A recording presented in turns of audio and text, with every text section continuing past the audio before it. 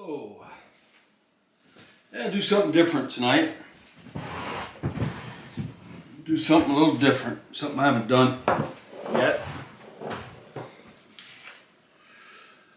I am going through my things, clearing my house out, preparing for the event. If should I move away, like I've been seriously considering moving completely out of the area. And lightening the load, pretty much going through, getting rid of pretty much everything I have, almost. Not everything though. Going through my boxes of photographs and letters, and I have things going back decades and decades. I've got things I've had since I was a child.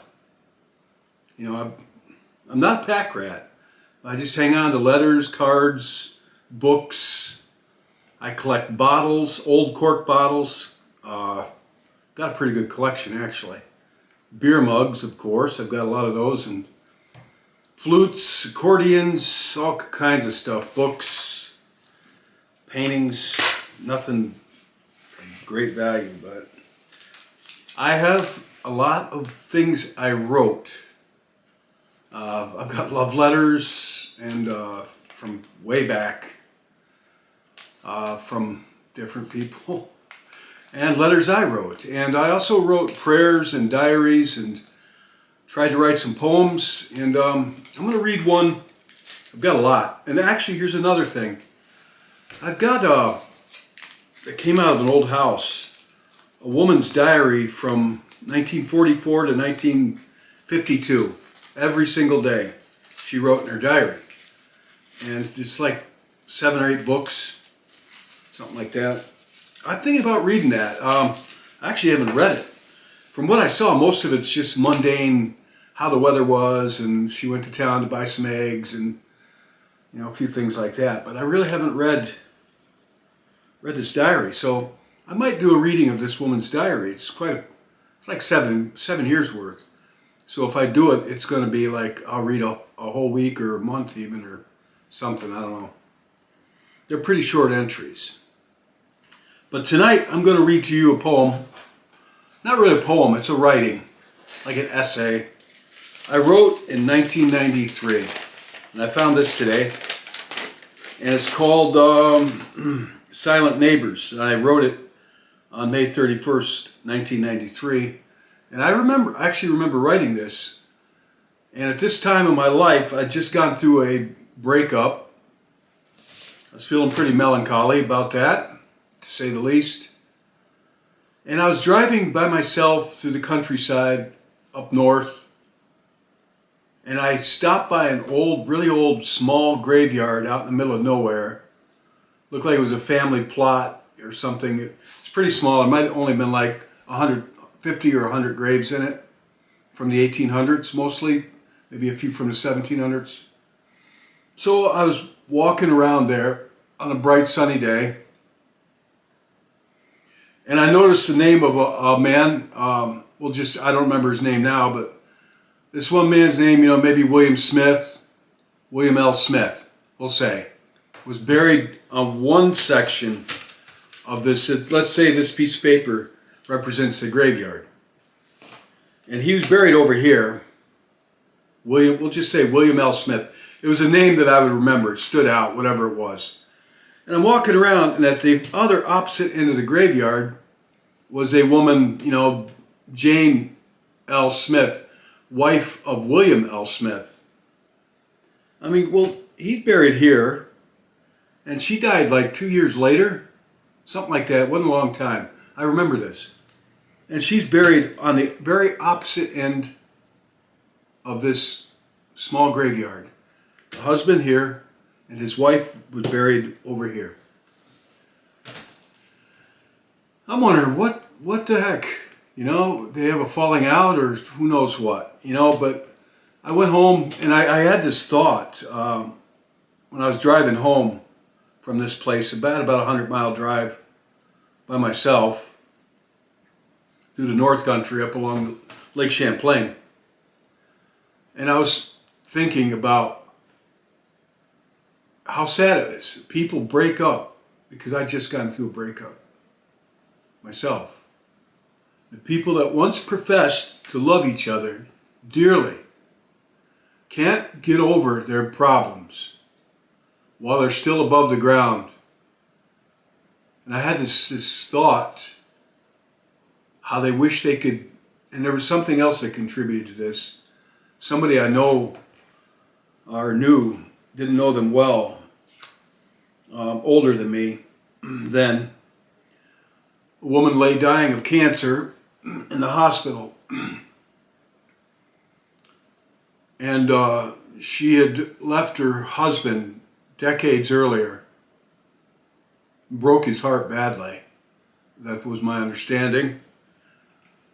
You know, he got over it. People get over it. Even the worst heartaches eventually. But her family said that on her last day in that room, she was crying out to please go get him. And he lived about 50 miles away.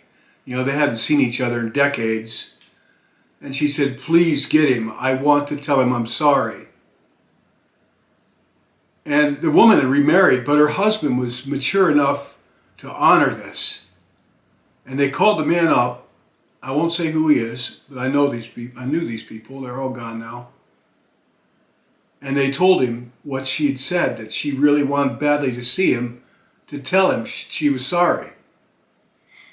And he was at work, and he left work, and he sped to see her.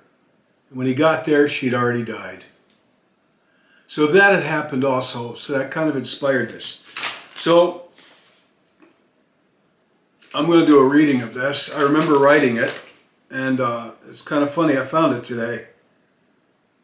So 30 years later, 31 years later, and I wrote it.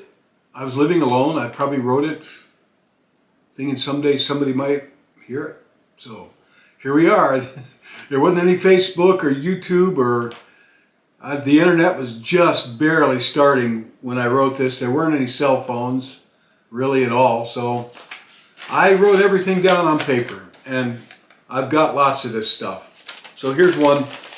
And next time I do these, I won't be so windy at the beginning. All right.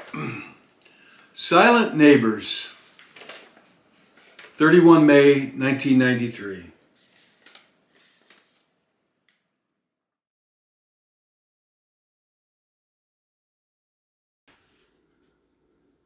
Together in this silent yard, a story is kept. It is carried on the blowing wind, but is never known. Within the caverns of earthworm caves, the tale is told of love's invisible flame.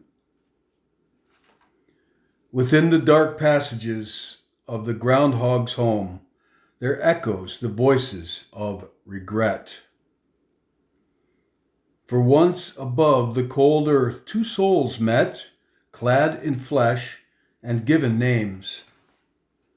One woman, one man, together, as one and one the same. Their walk was marriage, sworn to each other, never to part. Then within the land of mortals crept an unseen foe. His only goal, his only purpose, to divide the joining of souls. His weapons were lies, misunderstandings, lust, to break the trust that held the vows. Within their lives his weapons were thrust. It was an evil deed. Could they survive the cruel tide that come to sweep them away? Had they known the world had lied, they might have stood another day. Now the two, not as one, had gone their separate ways. Never, a cruel world, never, an unending place, nothing can live within never. The bluest sky and starry nights ever bathe their earthy home. Time so fast their lives had passed, now they slowly decay. She lies here, he lay 50 graves away. So silent this neighborhood of quiet hearts, never to see the day.